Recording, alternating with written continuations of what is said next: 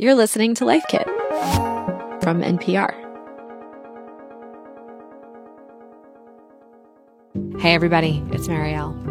I recently went to a conference and there were lots of booths set up and presentations throughout the day, but the main event, the reason everyone was actually there, was the networking. I'll be honest, the whole, here's my card and let's get coffee, it feels awkward to me. And sometimes at these events I just want to hide in my hotel room. One study from the Harvard Business School found that just the thought of professional networking can make people feel dirtier.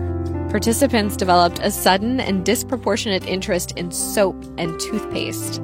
But in that same study, there was one group that didn't feel grossed out. Senior executives, because they weren't looking for anything. They didn't need anything. In fact, they were full of resources like budgets and information and introductions and guidance and mentorship. That's Robbie Samuels, a virtual design event consultant and recognized networking expert by the likes of Forbes and the Harvard Business Review. He says the key to networking is to approach it not with a mindset of what you need, but rather what you can offer. Think about it like giving rides to the airport. If you become known as the person who's always giving rides to the airport, the day you need one, you're going to get a ride. So I think for me, it's like I want to be seen as that giver. And I'm most likely to want to give to others who give as well, not necessarily to me, but who are those who are also contributing. So that's how I'm thinking about networking, is like really broadening the pot of what we all can tap into. Networking might make you cringe, but it's part of the hidden job market. So on this episode of Life Kit, a no-cringe approach to networking. Reporter Andy Tagle talks with Robbie about how to reframe your relationship with it. They'll share tools for less awkward, more productive interactions and give you strategies for how to build professional relationships that stick. If you're hearing this, that means you haven't gone sponsor-free with NPR Plus. Join us on the plus side for awesome podcast perks across more than 20 NPR podcasts, including bonus episodes, behind-the-scenes content, sponsor-free listening, and more. Learn more and sign up at plus.npr.org and never hear this promo again. The Constitution, our founding document, says a lot about how our country has evolved and who we want to be. But it's not set in stone. So for the next month, we'll be digging into the history behind some of its most pivotal amendments. Listen to We the People on the Throughline podcast from NPR. The candidates for November are set. I know Donald Trump's type. Between now and Election Day, we are not going back. A campaign season unfolding faster. Kamala Harris is not getting a promotion Than any in recent history. Make America great again. Follow it all with new episodes every weekday on the NPR Politics Podcast. Okay, so tell me if this sounds like you. You love NPR's podcasts. You wish they weren't interrupted by sponsor breaks like this one, and you want to support NPR's mission of creating a more informed public. If this does sound like you, then it's time to sign up for perks across more than 20 podcasts with the NPR Plus bundle. Learn more at plus.npr.org. If you had to define it, do you have your own definition of what networking is? Well, I believe the relationships are the answer to any business or life challenge. So anytime we need something, or I think about what I need in the world, or I think, who do I know that would know something about this? And it may end up being that I'm going to hire that person, or they're going to refer me to someone that I'll hire. It might just be they'll spend 15 minutes with me helping me solve a problem on my website. And I feel incredibly abundant because of that, which makes it easier for me to think about practicing the philosophy of abundance that I have, which is to give away knowledge. To me, if I give away knowledge, it's not depleting me the same way giving away time or money might, but I'm actually going to increase the possibility for those all around me and support my network in the process. Robbie, I'm curious, do you have any favorite stories, any favorite personal stories of a time that your network came through for you in a big way? Well, in a lot of ways, network is an insurance policy. We don't want to have insurance. We don't want to pay it. But every month we pay our little premium, it means we're covering ourselves just in case. Right? No one's excited that they get to use their insurance policy, but you're thrilled that you have it when you need it. And I think the same thing with my network. For years, I was working in a 9-to-5, and the whole time I was supporting others in my network. I was meeting with people at coffee shops. I was sharing and giving. And when I decided I was going to focus on building my own business, there were all these people who were rooting for me, who'd been working with me in various capacities, who referred me, who wrote me, great references, made introductions. But it's because I didn't stay underground for all those years and then pop up out of nowhere. And this sometimes happens. I'll be on LinkedIn, or I'll get an email from someone I haven't talked to in 5 to 10 or more years, and they have their resume attached. They're like, I'm looking for a job, and it's like, I can't remember who you are. That's really difficult because these people are clearly desperate, but they haven't been paying monthly their contribution into their network. And that can look different to different people, but it's about, even when you're on the high and you're feeling really successful in life and everything's going well, don't forget that there's other things you can offer. Now, I noticed you mentioned some time frames in there. You said you were paying monthly into that insurance plan, and you had someone reach out and you hadn't talked to them in 5 years. What are your thoughts on keeping that network fresh, keeping that alive? Well, I really, you got to find something you can maintain. So for me, you have different circles or spheres of people that you're trying to connect with.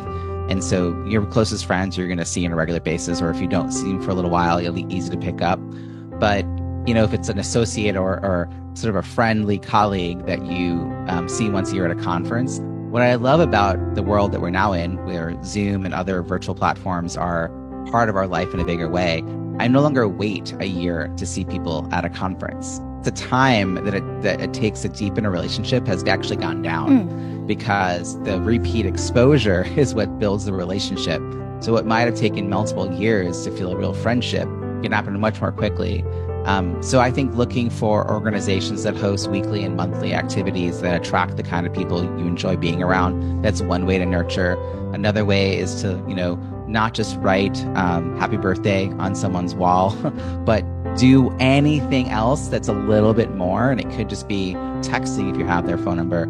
I actually gather people's mailing addresses, not everyone's, but some people's. And so if it's birthdays are coming up the next month, I'll send a birthday card.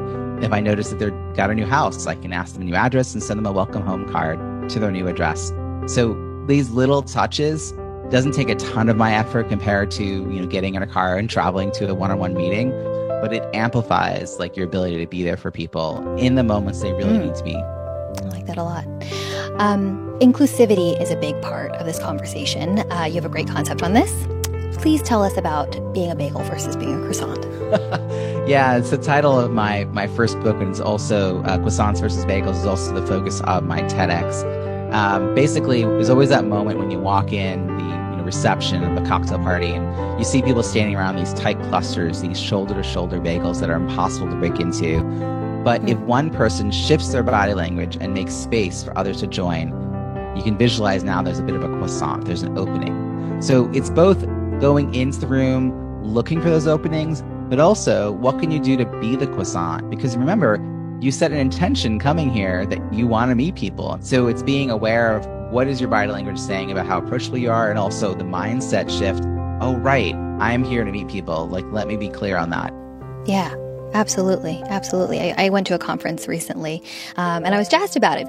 And I left after 3 days, and I was like, I don't know what just happened. It drains so much of your emotional and your mental battery, meeting all of these people. You have all these business cards and you don't know what to do with them. It takes a lot of intentionality, a lot of awareness, and that just because you meet a lot of people doesn't mean you're meeting the right type of people, right? Absolutely. The effort up front before you leave the house of doing that kind of planning and strategy work is what will make it more successful. You could spend 1 hour at a networking event, whereas I'll spend 3 hours, stay to the end, stacking chairs, and you might still end up with a better result because you went in with a really clear sense of what your goals were, and I just met a lot of people. And so it's not about volume, it's not about extrovert versus introvert, it's about being thoughtful about what you're trying to achieve in that moment. And if you track those higher priority business cards, you could put them in different pockets. The other thing you can do is turn the corners down. When you then drop those cards on a table, the ones the corners turned down will stand out to you. And if at all possible, take a pen and quickly, after the conversation, jot yourself a little note and make sure you put the date that you met them and maybe a keyword to help you remember where you met them. And then you schedule, before you even left the event, time after the event to do your outreach, your follow-up. You're much more likely to follow through. And it's only that follow through of the follow-up that is going to lead to those relationships. Meeting you one time isn't going to lead to anything. It's if we make a commitment to talk, that's when we're developing a real relationship. Right. I want to talk a little bit more about inclusivity because there can be inherent power imbalances when we're talking about networking, right? You might feel like you need to let certain behaviors or attitudes slide when you're first meeting somebody. How can you stand in your power and live up to your values when you're in a tricky situation like networking, when you're really hoping to get a job, when you're trying to get in front of the right person and maybe those things don't align? Well, I have two thoughts on this. The first is be yourself. So, find your people that appreciate and share your values. That is the best advice I can give to anyone. We're all just trying to belong and fit in and find our people. The other is to be careful about how we use our language to either include or sometimes not include people who are standing right in front of us. Are we being truly welcoming? If the thing you're about to comment on is the thing that everyone's going to comment on, that person's name or their accent. By the way, we all have accents. We all have skin color. We all have hair texture. But sometimes we call out those differences. That's not going to help that person feel really welcomed and included. And if you build a connection with them over time and you're at the point where you're really, sharing each other's grandma's recipes, then you can ask questions about where their family came from and all those other things you're curious about. Let's talk a little bit more about game plan, how to warm people up, how to get in, how to get out.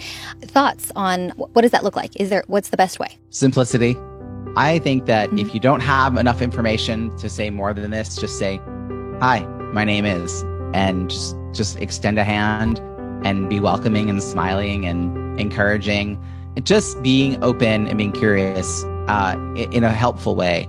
I think the other thing to remember is that inevitably someone's going to say, "Hey, what do you do?" And we have to stop using that line and B, responding as if we're, a prisoner of war, name, rank, and serial number. We need to be thinking more about the I help blank do blank so they can blank. And if you do this right, the answer you're going to get back to that statement is how. How do you do that? And when you then share maybe a quick client story that illustrates this, now you're into a conversation. Anything else that should absolutely be in a networker's toolbox, maybe in person or online? One of my favorite things to do online to stand out at a networking event or a webinar or any kind of online event is to be a person who shares resources in the chat. If a speaker mentions a book or a website or a TEDx, I will go and find the link and put a thoughtful comment into chat with the name of the book. Really easy to be that person in a virtual space and a great way to, again, offer value in a room and be seen and noticed in a bigger room. And I've taught this to a lot of people, and even people who are shyer or more introverted, they aren't really sure of their own value, they can fall into the habit of doing this and sort of rise up from the crowd in a really nice way. Yeah, I love that principle of yours is to offer value. But for new grads or for people re-entering the job market, this part might feel tricky. Not everyone has a TEDx talk or, a link to a beautiful portfolio at the ready. Thoughts here on people who are a little bit unsure of their space or their lane or their value, what they might do. Right. So, my mantra was to show up and add value. But you get to think really broadly about what that looks like. So you might say, "Oh, you're planning an event. I'd love to come to your meetings and take notes. I'm really good at taking good notes, and I'll also organize them in a fashion that makes them immediately. You can email them right after, and they'd be great meeting notes for everyone. Everyone will know their action items." That's a great skill set. And you could be a really young person who develops that skill set and end up in a room full of senior executives who don't want to be doing that anymore. It could be that you're inviting someone into a new geographic area and you're welcoming them by helping them get settled in, by telling them some favorite restaurants or places to go. If they have kids, maybe you're going to share with them some tips about things to do with kids in the area. So it's about making things simple to do and realizing for the space you're in, what might people want to know that you know, and then being ready to share in the moment and not hesitate. I think we want to find people we have something in common with as a starting point. And when we're doing business or hiring people, I think having those things in common can really help. When should you be networking? Is every interaction you have an opportunity to network? Or are you only supposed to be networking when you're looking for a job? So if you were at the DMV or the RMV, motor vehicles, and you had an interesting conversation with someone while you were sitting there for 3 hours, that's networking. At the DMV, okay. Why not? You know, like if you mind your own business all the time and have blinders on, you'll miss opportunities when they are right in front of you. And this is where I really do believe that serendipity is more likely to happen if you know what you're looking for. So if you go in with a clear understanding of what is the moments you're looking for, what the kind of people you're looking for, you'll start to find them in moments you wouldn't expect. And that is, it's so amazing. It feels like serendipity. It feels like a gift, but I really think in a lot of ways, luck is good advanced planning. And if you do the good advanced planning, you're just going to be luckier all the time. And I really strive to find those really lucky serendipitous moments in my life, but I also put some effort into helping them happen. When we think about networking, when we think about who is networking or why we're networking, often it's job seekers, right? People straight out of college or people who are looking to re-enter the market. Is that the prime time to be networking? Are those the only people that should be networking? Or is it, is this a 24/7 gig? So you might love the job you're in and wonder, why would I be networking? But seeing all the people being bought out and all the chaos that can come from these mergers and acquisitions, we realize that those 9-to-5 roles aren't as secure as they once appeared. And so it's really a good idea to be networking all the time. Now, my wife does a great job of this. She's a shy extrovert, so she's not the big, shiny person in the room. But she volunteered for an employee resource group, got involved, became the global chair of that employee resource group. When there were layoffs, she organized a spreadsheet where people could write each other LinkedIn recommendations. And this was for people who had just been let go and people who were still there. And by doing so, she added over 100 people to her LinkedIn connections and was sort of seen in this, wow, that's a really nice thing you just did. And that's another simple thing to do. And so she's done that. She's done a lot of cross department collaborations. It's like you volunteer for a task force, or a one-off subcommittee or an ad hoc thing. It just gives you a reason to meet a lot of other people. And she's made a lot of lateral shifts in this particular job. There are a lot of people who see her as a person who gives rides to the airport, figuratively. And they're going to want to help a person who's always doing that. And they'll recognize her name if she reaches out. So that's an example of always kind of be on the lookout for how you can support your network. And she loves her role, doesn't have any desire to leave, and hopes to stay there for a very long time. And yet, here's still ways that she's getting her name out there and being of service and providing value. I like that a lot, Robbie. Any last thoughts, feelings, anything that I missed? I just think that we just need to start to re-engage and connect with the people in our life, whether those are LinkedIn connections or Instagram followers, in a way that is meaningful and not necessarily always looking to meet new people, which can feel exhausting, but to really re-engage and support and connect with people who are already in our life, who are already in our network. And it could be from 5 or 10 years ago. If they remember your name and you'd be happy to hear from them, then why not reach out? That was networking expert Robbie Samuels with Life Kit reporter Andy Tagle. For more Life Kit, check out our other episodes. We have one on mentorship, another on quitting your job, and lots more on everything from parenting to finance. You can find those at npr.org/lifekit. And if you love Life Kit and want even more, subscribe to our newsletter at npr.org/lifekitnewsletter. Also, we love hearing from you, so if you have episode ideas or feedback you want to share, email us at lifekit@npr.org. This episode of Life Kit was produced by Sylvie Douglas. Our visuals editor is Beck Harlan, and our digital editor is Malika Garib. Megan Kane is our supervising editor, and Beth Donovan is our executive producer. Our production team also includes Claire Marie Schneider and Margaret Serino.